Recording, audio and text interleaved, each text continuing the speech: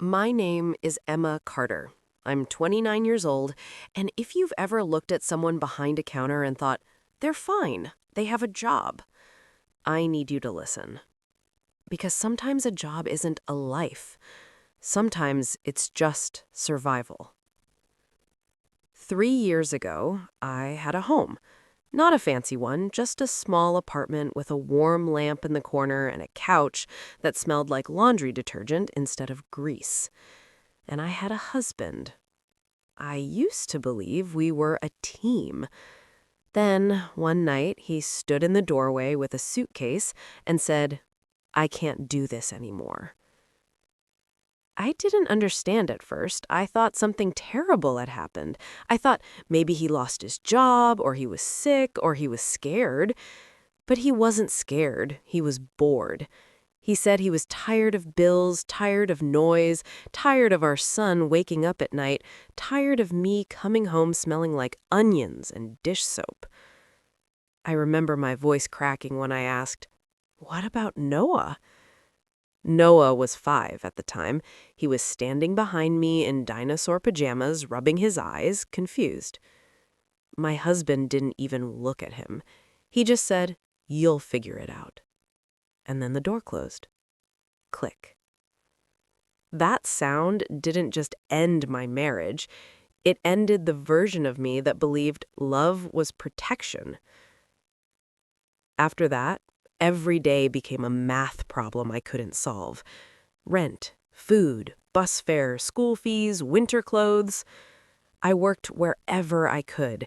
Cleaning jobs, a grocery store, a diner that paid cash under the table. And finally, I landed a job at a small restaurant downtown called Maple Street Kitchen.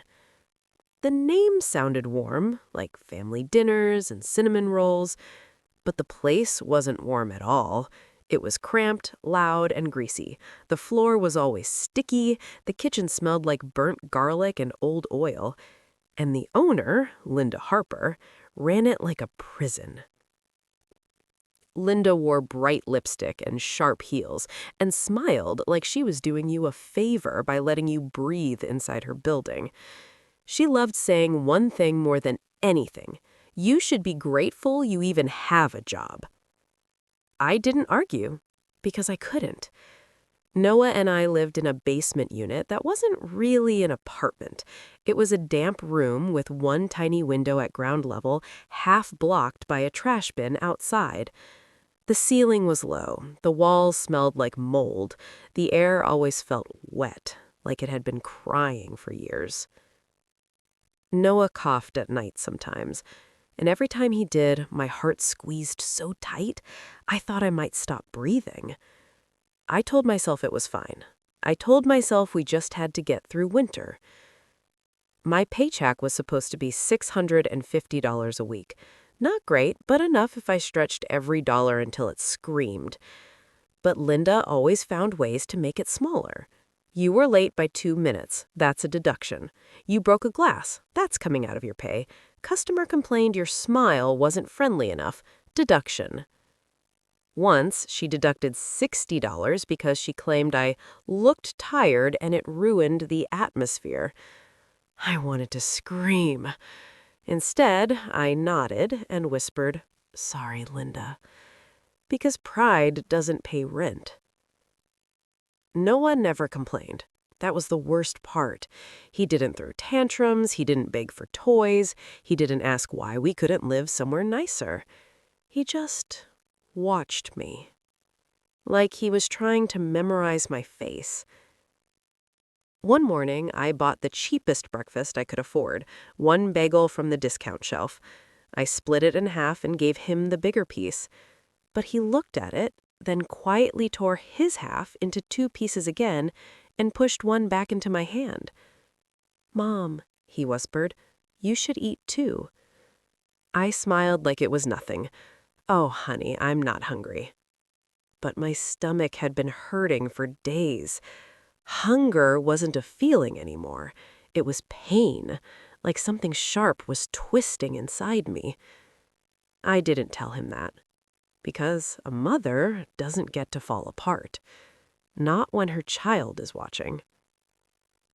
That Friday was the kind of cold that makes your lungs hurt when you breathe. Snow had piled up in dirty gray mountains along the sidewalks. The wind cut through my jacket like it wasn't even there. Maple Street Kitchen was packed. The lunch rush was chaos. Orders flying, plates clattering, customers shouting for refills, and Linda screaming like a drill sergeant. "Emma, table 5 is waiting. Emma, where's the soup? Emma, are you deaf? Move!" I moved so fast my legs went numb. I didn't get a break. I didn't drink water. I didn't even get to use the bathroom until my body was begging. By 10 p.m., my stomach was cramping so hard I had to press my palm against it to keep standing. But I couldn't slow down. Because that night, I needed my paycheck. Noah's school had sent me 3 reminders about his field trip fee. The last message read, "Payment must be submitted by Monday. Otherwise, Noah will not be able to attend." I stared at the screen for a long time. Then I stared at Noah's little backpack hanging on the wall at home. Then I stared at the empty fridge. And something inside me cracked. I wasn't trying to give my son luxury. I just wanted him to feel normal. Just once. At 11:30 p.m., the last customer finally left. I was wiping down tables, my arms heavy, my eyes burning, when Linda snapped her fingers. "Emma, come here." Her voice was sharp, dangerous. I walked to the counter with my cleaning rag in hand. "Yes?" She shoved her phone toward my face. A 1-star review. Service was slow, soup arrived lukewarm, never coming back. Linda's eyes locked onto mine like a predator. "You see this?" I blinked. "Linda, You see this," she shouted.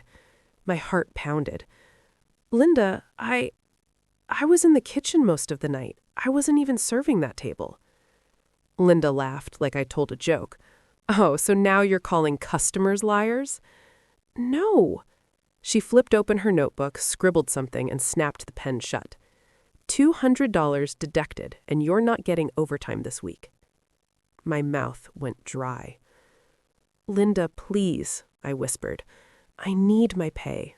My son." She tilted her head and smiled like she was enjoying this. "Your son is not my problem." The words hit me like a slap. I stared at her, my hands shaking. "Please," I tried again, voice cracking. "Can I at least get part of it tonight? Even $100. Just something." Linda's smile vanished. "You want money?" she said slowly. "Fine." She pointed toward the kitchen. "Go drink what's left in the soup pot. All of it. Then maybe I'll think about it." I froze. The soup pot in the back was full of leftover bone broth. It had been sitting out for hours. The top had hardened into a greasy layer. It was cold, thick, disgusting. And I knew she didn't want me to drink it. She wanted me to kneel. She wanted to see how low I'd go.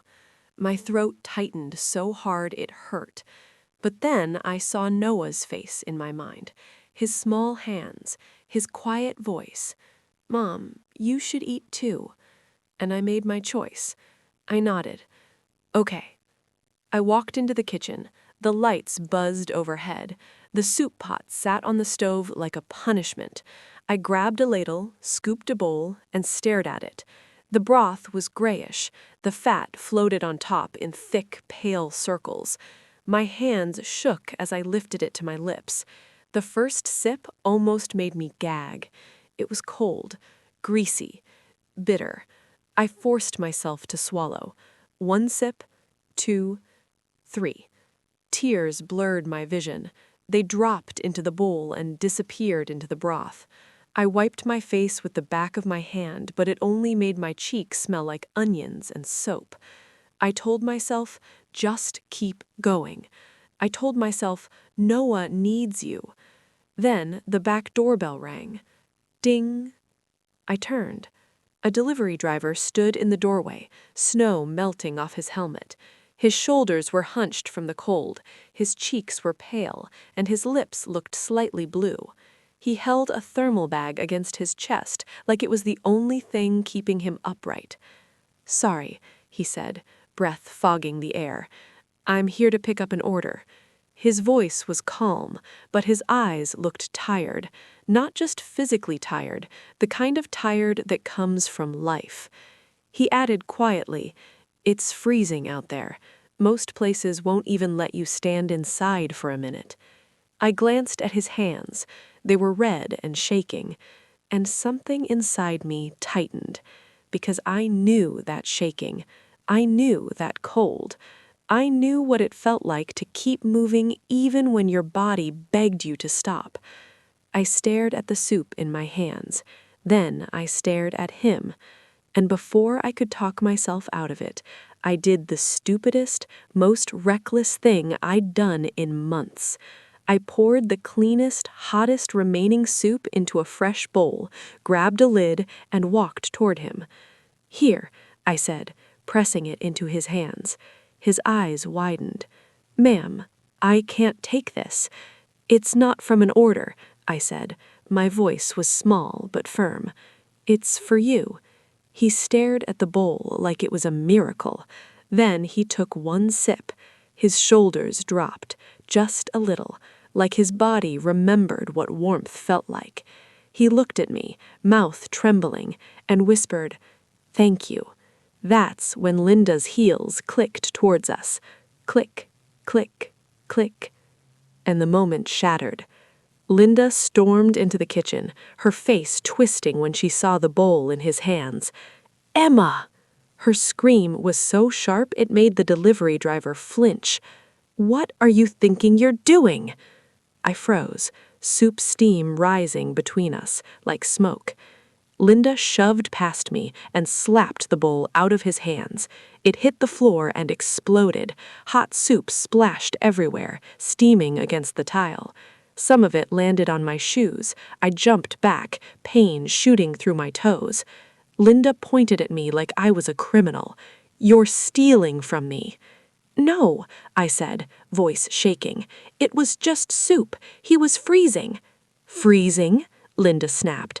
"That's your problem, not mine." The delivery driver stepped forward, trying to speak. "It's okay, Linda turned on him. "Stay out of this. You're not even a customer." Then she turned back to me, eyes blazing. "You're fired." My breath caught. "What?" "You heard me. Fired. Get out." My knees went weak. "Linda, please," I whispered. "My paycheck. I need it. My son." Linda leaned close enough that I could smell her perfume, and she whispered, cruel and quiet, "You should have thought about that before you decided to play hero." Then she raised her voice again. "Get out." I walked out into the snow, feeling like my chest was collapsing. My phone buzzed once, a message from Noah's school. Another reminder. I couldn't even look at it. When I got home, Noah was awake, sitting on the mattress with his small blanket wrapped around his shoulders. "Mom?" he asked softly. "Did you bring dinner?" I forced a smile that felt like it might split my face. "Not tonight, baby." He didn't complain. He just scooted closer and touched my hand. "Mom?" he whispered. "Are you okay?" That was the moment I almost broke. I turned away so he wouldn't see the tears. "I'm okay," I lied. But I wasn't. I was terrified. That night, after Noah fell asleep, I sat in the dark basement and stared at my hands. Cracked hands. Burned hands. Hands that worked so hard and still never seemed to win. And I whispered into the silence, "Please, just one miracle." The next afternoon, my phone rang. Unknown number. I hesitated, then answered. "Hello?" A calm male voice said, "Emma Carter?" My stomach tightened. "Yes?" "This is Michael from Maple Street Kitchen. You need to come in right now." My heart dropped. I thought Linda was calling to accuse me of something, to threaten me, to take away the last thing I had left, my dignity. But the voice continued. You're not in trouble. Please, come. I didn't trust it, but I didn't have a choice. I brought Noah with me. When we arrived, the restaurant looked different. 2 men in suits stood near the entrance. The windows were spotless. The atmosphere was tense, like the air before a storm. Linda was behind the counter, but she wasn't yelling. She looked pale. Her hands were shaking. And then I saw him, standing near the back of the restaurant, calm as ever, the delivery driver. But he wasn't wearing a helmet. He wasn't wearing a blue jacket. He was wearing a dark coat and clean shoes, his hair neatly styled, his posture straight. He looked like someone who belonged in boardrooms, not back alleys. He met my eyes, and he nodded once, like he'd been waiting for me. Linda's voice cracked. Mr. Whitmore, I didn't know it was you. Mr. Whitmore? My breath caught. The man stepped forward. My name is James Whitmore. And suddenly, the world made sense. James Whitmore wasn't just anyone. He was the CEO of Whitmore Hospitality Group, a company that owned restaurants across the city. I'd seen his name in news articles, in business magazines at the grocery checkout. The delivery driver was the owner of everything. James didn't look at Linda. Not once.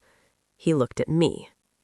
Emma, he said, last night you gave me hot soup when you had every reason not to. My face burned. I didn't know who you were. I just looked cold. James nodded. I was cold. Then he turned to the man with the clipboard beside him. Begin. The man opened a folder and spoke clearly. Linda Harper, we have received multiple reports of wage theft, illegal deductions, and workplace harassment. Linda's mouth fell open. That's ridiculous, she shrieked. She's lying. James's voice stayed calm, but it cut like steel. We reviewed payroll records. Linda's face drained of color.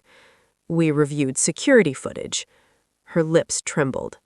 And we spoke to your employees. The kitchen staff stood silently. No one defended her, because everyone had been afraid. Until now. James stepped closer to the counter. You deducted pay for smiling wrong.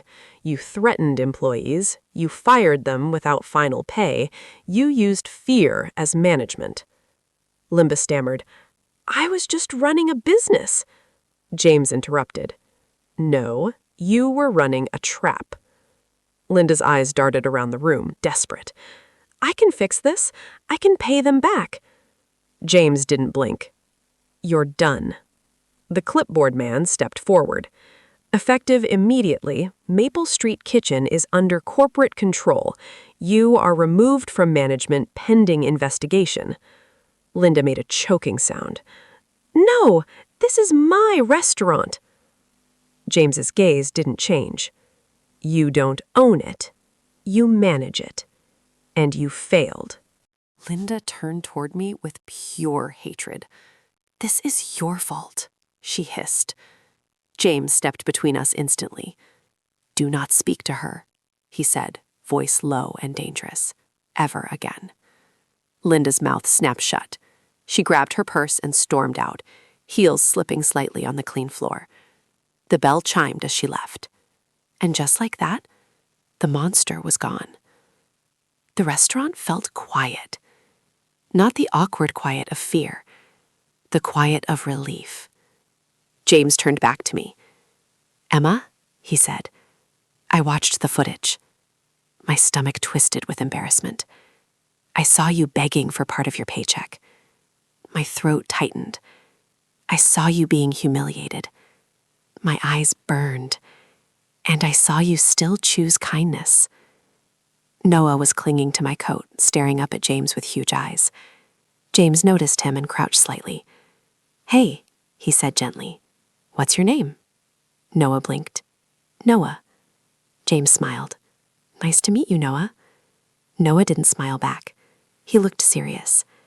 Then he asked the question that made my heart stop. "Are you going to take my mom's job away?" James paused, surprised. Then he shook his head firmly. "No," he said. "I'm going to give her a better one." I stared at him, not understanding. James stood up and faced me.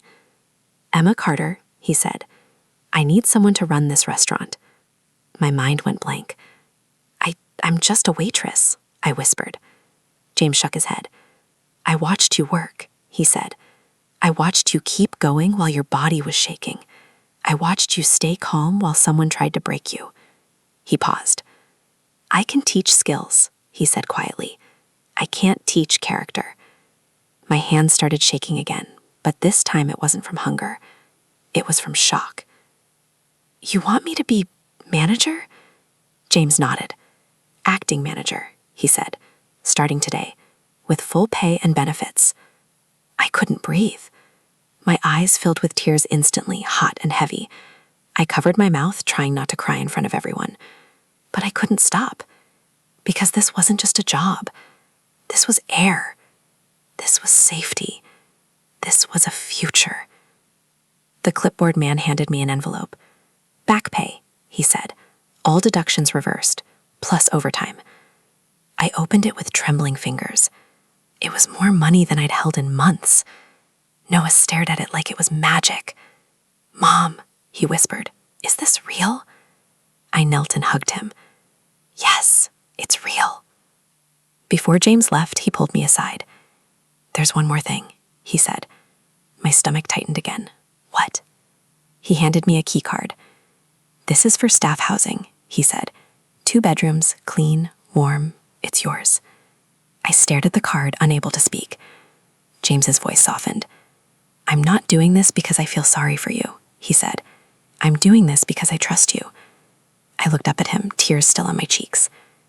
"But why?" I whispered. James looked at me and said the words I'll never forget. "Because last night," he said, "you didn't know who I was." I blinked. "You didn't give me soup because you wanted something," he continued. "You gave it because you saw a human being freezing in front of you." He paused. "That's the kind of person I want leading my team." That night, Noah and I didn't go back to the basement. We went to the apartment. When I opened the door, warm air hit my face like a blessing.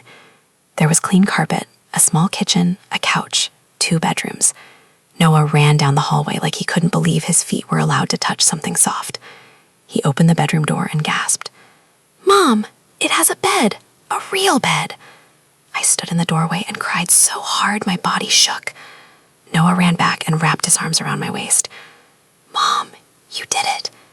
I shook my head, choking on my tears. "No," I whispered. "We did it." Later, after Noah fell asleep in his new bed, I sat alone in the living room. The apartment was quiet. Not the scary quiet of loneliness, but the peaceful quiet of safety. I stared at my hands. The same cracked hands that had scrubbed floors and carried heavy trays and wiped tears off my face when no one was watching. And I thought about that bowl of soup. How small it was. How ordinary it seemed. And yet it had been the turning point. Not because the soup was special, but because kindness is.